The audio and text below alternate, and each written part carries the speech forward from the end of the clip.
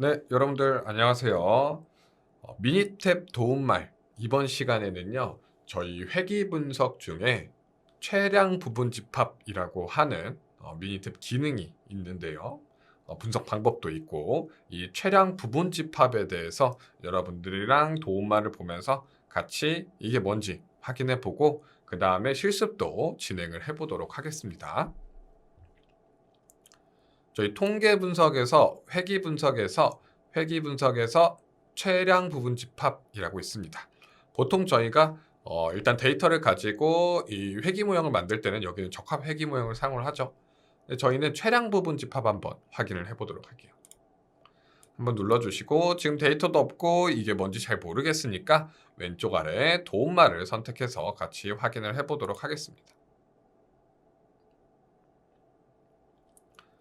이렇게 내가 잘 모르는 분석에 대해서 먼저 공부하고 싶다라고 한다면 이 왼쪽에 있는 이 개요부터 선택을 해주세요. 개요 부분을 누르시면은 이제 이게 뭔지 지금 미니탭에서 이야기를 해주고 있겠죠. 자, 사용자가 지정하는 예측 변수에 부분 집합이 포함되는 여러 회귀 모형을 비교하려면 최량 부분 집합 회귀 분석을 사용합니다. 미니탭에서는 예측 변수가 하나 포함된 가장 적합한 모형을 선택하고 그 다음에 두 개 포함된 적합한 모형 이런 식으로 계속합니다. 가장 적합한 모형의 R 스퀘어 값이 가장 높습니다. 라고 되어 있습니다. 그러니까 이게 뭐냐면 우리가 다중회귀 분석, X 변수가 여러 개인 회귀 분석을 진행을 해요.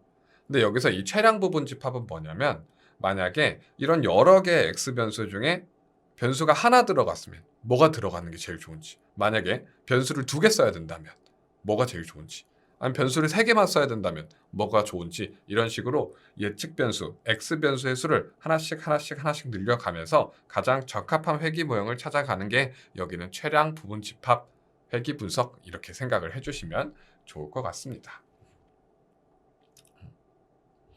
그래서 최량 부분 집합은 가능한 적은 수의 예측 변수, 여기는 이 예측 변수가 제가 말씀드린 X 변수죠.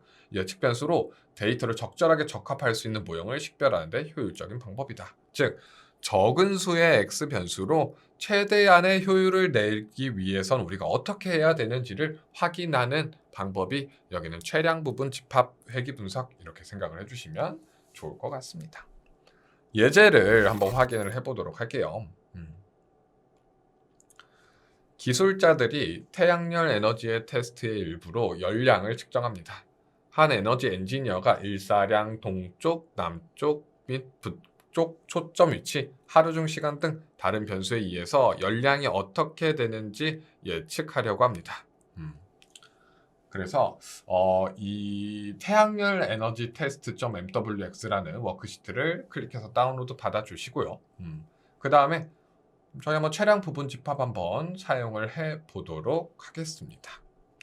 반응에 열량을 입력을 하고 그 다음에 자유 예측 변수에 일사량부터 하루 중 시간을 입력합니다. 그 다음에 확인을 클릭합니다. 라고 되어 있는데 한번 확인을 해 보도록 할게요. 먼저 다운로드 한번 받아주시고 미니탭에서 다운로드 받은 워크시트를 열어주시면 됩니다. 자, 이렇게 열어주시면 C1열의 열량부터 C6, 여섯 번째 열의 하루 중 시간까지 되어 있는데 지금 저희 Y 변수는 열량이에요. 그래서 열량이 어떻게 될 것이냐, 뭐에 따라서 일사량부터 해서 하루 중 시간까지 변수들을 가지고 넣어서 모델을 만들어 보는 거겠죠.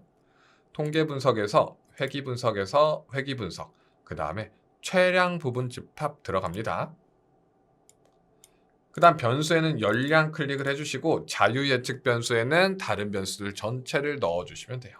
일사량부터 하루 중 시간까지 쭉 드래그해서 선택 넣어주시면 됩니다. 만약에 이 변수는 무조건 들어가야 된다라고 하면은 그 밑에 모든 모형에서의 예측 변수에 넣어주시면 돼요. 근데 지금은 이 교재가 아니죠. 미니탭 도움말에 나온 거 그대로 한번 진행을 해보도록 할게요. 이렇게 다 넣어주시고 확인 눌러주시면 이런 식으로 변수부터 해가지고 뭐 S 해가지고 뭐 이렇게 여러 가지 이 결과가 나오게 되는데 이 결과를 어떻게 해석하는지 한번 미니탭 도움말로 확인을 해보도록 하겠습니다. 자, 결과 해석은 저희 그대로 돌렸기 때문에 여기 밑에 있는 내용이랑 똑같이 나올 거예요. 기술자들이 추가로 조사해야 할 여러 모형을 식별합니다. 5개 예측 변수가 모두 포함된 모형은 S값이 가장 낮고 수정된 R값이 가장 높습니다. 즉 모두 포함한 이 변수가 총 5개가 들어가요. 일사량, 동남북, 하루 중 시간 5개가 들어가는데 5개를 모두 넣으면은 R제곱값이 제일 크다라는 거예요. 그 다음에 S값은 제일 작다. 여기는 S는 표준 편차겠죠. 근데 여기는 이 R제곱은요, 당연히 변수가 많으면 많을수록 무조건 올라갑니다. 그래서 변수가 많으면은 여기는 이 R제곱값이 높은 것은 어떻게 보면 당연한 거라고 생각을 해주시면 좋을 것 같습니다. 예측 변수가 4개인 모형 중 하나의 멜로우의 CP값이 5.8로 가장 작습니다. 그리고 예측 변수가 2개인 모형과 3개인 모형은 모두 예측된 R제곱값, R스퀘어 값이 약 81.4%로 가장 높습니다. 이렇게 이야기를 하고 있네요. 기술자들은 최종 모형을 선택하기 전에 잔차 그림과 다른 진단 측정을 사용하여 모형의 회귀 분석 과정에 위배되지 않는지 조사. 이렇게 이야기를 하고 있죠.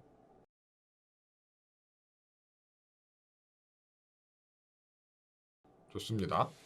한번 보시면요. 예측 변수가 4개인 모형 중 하나의 멜로우의 CP값이 5.8로 가장 작습니다라고 되어 있습니다. 밑에 보니까 여기 변수의 개수가 4개인 것에 멜로우 CP값이 5.8로 작아요. 자, 이 멜로우 CP값은 뭐냐면 저희는 전체 변수를 사용하는 게 아니라 이 몇 개의 변수만을 선택해서 사용을 하잖아요. 지금 같은 경우엔 5개 중에 4개를 선택한 거겠죠. 이 멜로우 CP는 우리가 전체 데이터, 우리 전체 변수, X 변수를 모두 넣은 모형이랑 그 다음에 이렇게 몇 개 빼서 선택된 것만 넣은 모형이랑 이 모형이 얼마나 차이 나는지를 보여주는 거예요. 그래서 저희가 변수가 5개인 상태에서 이 5개를 전부 넣게 되면은 이 항의 개수가 곧 멜로우 CP 값이 돼요. 근데 저희는 변수 5개에 상수항까지 해가지고 모든 항을 넣게 되면은 총 6개의 항이 있으니까 6이 되는 거죠. 근데 이 5개를 모두 넣지 않고 4개만 넣었을 때 보면은 6이랑 제일 가까운 5.8이라는 숫자가 나오게 되죠. 그래서 여기에 있는 5개 변수 대신 4개 변수만 넣어도 그렇게 크게 차이가 많이 나지 않는다라는 거예요. 그걸 이야기를 하고 있는 거고. 예측 변수가 2개인 모형과 3개인 모형은 모두 예측된 R제곱 값이 약 82.4%로 가장 높습니다. 여기 보면 예측 R제곱 있죠? 예측 R제곱이 82.4%로 82.4%로 높다라는 거죠. 저희는 이건 예측할 때 예측력에 대한 성능이 어느 정도 되냐를 확인을 할 때 사용하는 R제곱 예측값입니다. 그게 높다라고 되어 있네요. 그리고 기술자들은 최종 모형을 선택하기 전에 잔차 그림과 다른 진단 측도를 사용하여 모형이 회귀 분석의 과정에 위배되지 않는지 조사합니다. 이 회귀 분석에서 응용돼서 이렇게 나오는 게 이 최량 부분 집합 회귀 분석인데 이 회귀 분석을 진행을 하면은 이 잔차의 어떤 가정 사항들을 만족을 시켜줘야 되는 거거든요. 그러니까 여기는 마지막 문장은 뭐냐면 여기에 있는 것들을 보고 결과를 쭉 확인하는데 여기서 내가 가장 적합한 모형을 하나 선택을 하고 그 모형에 대해서 한번 다시 돌려봐라라는 거예요. 그래서 어떤 가정 사항에 위배되지 않는지 확인을 해봐라 라고 하는 내용입니다.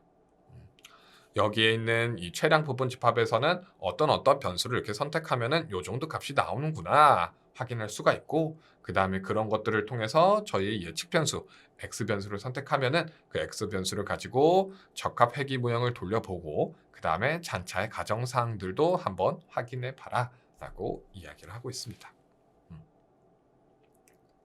좋습니다. 이런 식으로 내가 전체 변수를 사용하지 않고 부분적인 변수만 사용하더라도 전체 변수를 사용하는 것만큼의 효과를 가질 수 있는지 없는지 그리고 뭐 한 개 쓸 때, 두 개 쓸 때, 세 개 쓸 때, 네 개 쓸 때, 다섯 개 쓸 때 일부분만 썼을 때 나의 모형은 어떻게 되는지를 이렇게 최량 부분 집합이라는 기능을 사용을 해서 전체적으로 확인이 가능합니다. 좋습니다. 그래서 여기까지 해서 최량 부분 집합 한번 진행을 해봤고요. 저는 또 다음에 또 다른 분석 방법을 가지고 여러분들께 다가가도록 찾아뵙도록 하겠습니다. 네, 여러분들 수고 많으셨습니다. 감사합니다.